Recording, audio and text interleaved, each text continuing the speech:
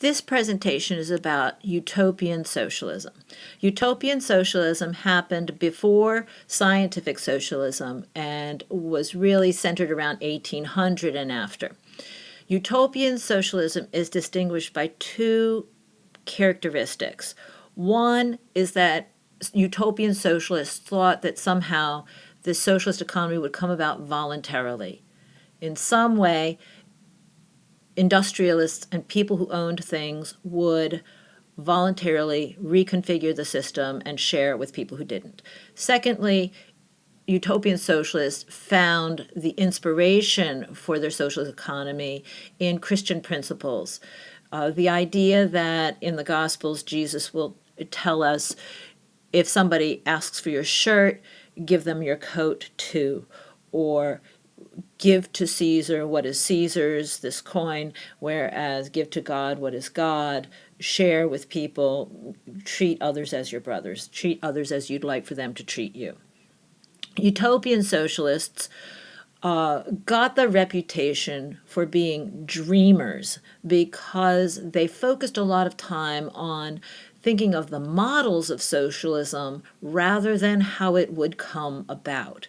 They didn't ever come up with any real practical model that made socialism happen, or at least not before Karl Marx came up with his communist model of violently taking over what industrialists had.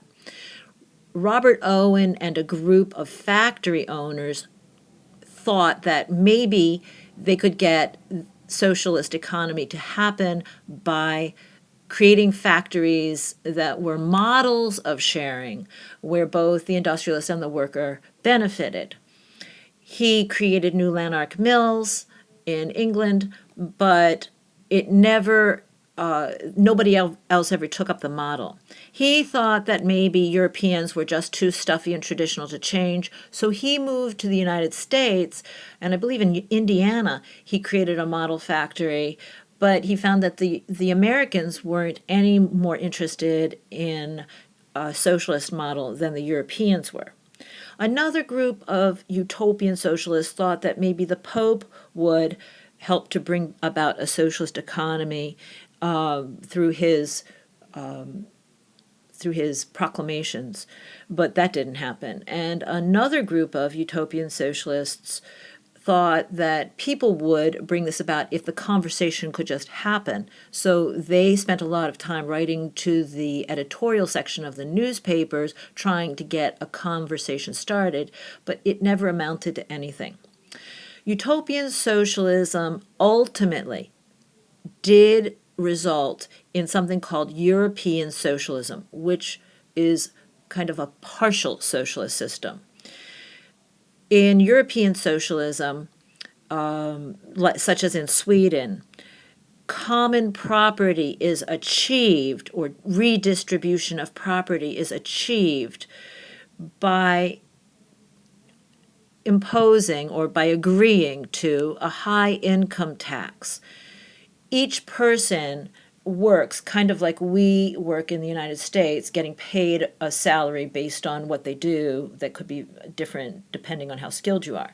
And then each person pays a certain 60% income tax, or 60% of their income to a tax, which pays for public services such as university education and health care, etc., things that are available to everybody in the society based on their need. That common socialist principle of from each according to his ability, to each according to his need.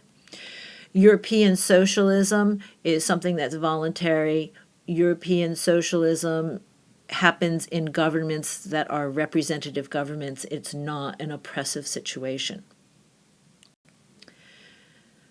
Another group of utopian socialists that operated on a smaller scale, especially in places like Israel or any place where they had communes or collective farms and factories, they would implement this common collective ownership of property on a small scale that looked something like this. you would have a farm where you had a lot of people living. You had, houses there, and all the children were watched by a common daycare system. Certain people went out and worked on the farm. Some people were involved with selling the farm products. Some people were involved with cooking for everybody for that night. And then, but nobody got paid when the products from the farm or factory were sold on the open market. The money that came in would simply support everybody. So it's a different model than the European socialism, and it really only worked on a small scale.